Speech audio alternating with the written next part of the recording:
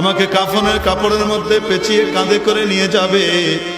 আমার বাড়ি এখানে পড়ে আছে, আমার গাড়ি এখানে পড়ে আছে, আমার ড্রাইভার পড়ে আছে, আমার ব্যাংক ব্যালেন্স পড়ে আছে, কোনো কিছুই আমার সাথে গেল না। আমাকে আত্মীয় স্বজনরা নিয়ে অন্ধকার কবরের মধ্যে মাটির মধ্যে একাকী রেখে চলে আসলো। উপরে বাঁশ দিয়ে দেয়া হলো, তারপরে খড় বিছিয়ে দেয়া হলো, তারপরে চাটাই বিছানো হলো, মাটি দিয়ে চাপা দিয়ে দিল। ওই অন্ধকার জায়গাতে আমি থাকবো, আমার জীবনটা কেমন হবে?